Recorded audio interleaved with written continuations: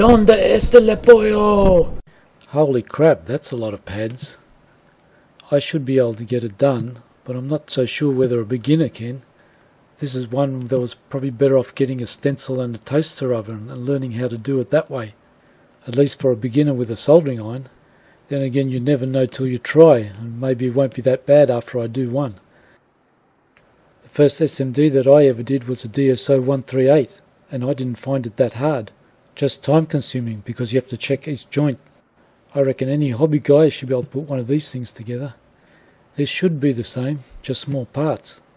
But the thing that looks like a problem to me, that is with a soldering iron, is these pads here, because they need to be soldered under the ICs.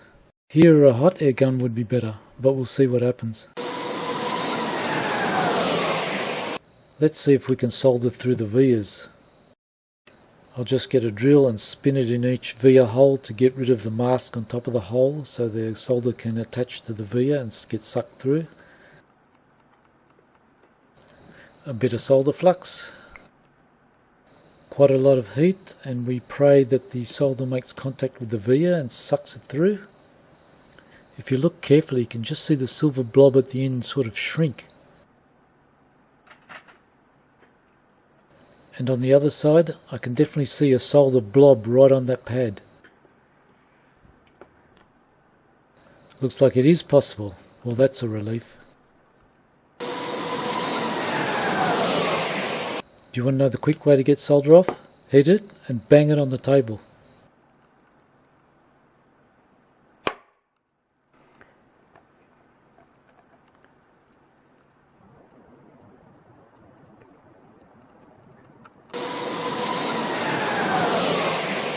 There is another method besides toaster oven and hand soldering, and that is a stencil and a hot air station done over little areas at a time. You can actually make a hot air station from a cheap $15 handle, but it's a bit dangerous because you have to work with mains electricity. To adjust the hot air temperature, you're also going to need one of those main speed controller dimmer type things, which you can buy fairly cheaply, but you're going to have to house it to make it a bit safer. You're also going to need an adjustable 24 volt power supply to adjust the fan speed. Just remember, you can kill yourself doing this, and if your house burns down, the insurance won't cover it if they find out this was the cause. If you're using hot air, you can also make simple makeshift DIY stencils out of a sheet of plastic. You just have to do some calculations because it's easy to overdo the solder paste. You go to your data sheet and you notice your pads are 12th thou Y. Go to recommended stencil thickness, and a 12th thou pad says 5 to 6 thou thick stencils, and because you're doing a continuous strip you do want to make it thinner. You can actually see the aperture is smaller than the pad width, and because this stencil is supposed to have 14 holes a little bit narrower than the pad width, and we're making a continuous slot, we will want a stencil thickness a little bit thinner, probably 4th thou. 0.1 mil is 4th thou. You can measure your pads on the PCB, or you can go to the data sheet. And the slots in this case will be 9mm long by 1.5mm wide, with a 5.3mm space between them.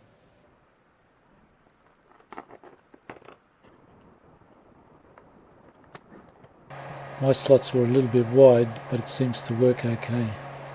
Basically, the smaller the pads, the more care you have to take, or else you'll overdo it.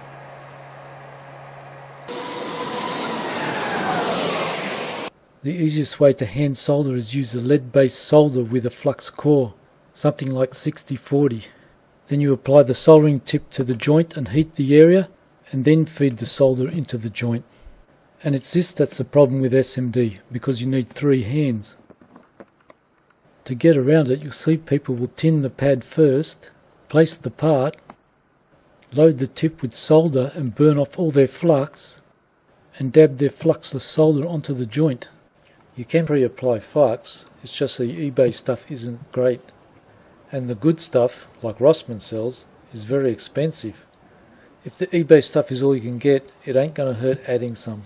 And that's why I came up with this idea of putting a wire in an alligator clip, and use that to hold my part while I use the correct method for soldering.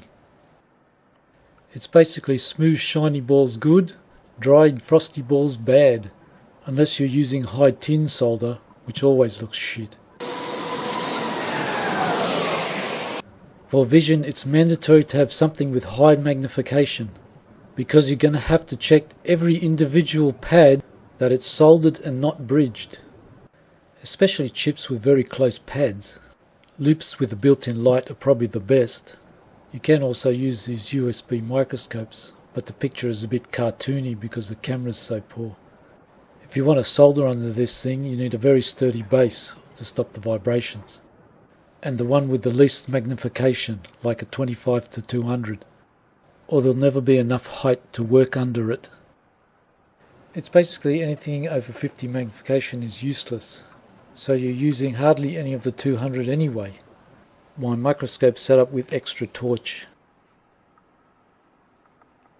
This is 120mm from the PCB to the shroud of the USB microscope, but it's also using an external torch, not the built-in LEDs. This is 60mm from the PCB to the camera if you take the plastic shroud off. This is the plastic shroud of the USB camera actually touching the PCB with its internal LEDs. If you're young, you probably won't need it, but for general magnification, the magnifying lamp is good. Or what is more convenient is the magnifying headband with the lights. The other trick is bright lights, because the brighter the light, the smaller your pupil becomes, and the smaller your pupil, the sharper it focuses. Don't be afraid to do some testing beforehand, because you're kind of trusting your life with this thing. Like here, I did some testing on my soldering, and it all just came out crap. It was too blobby and the solder wasn't taking to the pads. The blobbiness was kind of fixed by going from 1mm to 0.7mm solder. The main problem was none of these eBay fluxes was cleaning the pads properly, so the solder was just sitting on there like raindrops. So while I was down at my local electronics shop, I grabbed some of this expensive American stuff. American stuff is ham-fisted, but usually it works. This stuff was also half the price that I can get the Rossmann stuff for. It was this stuff that worked the best for me.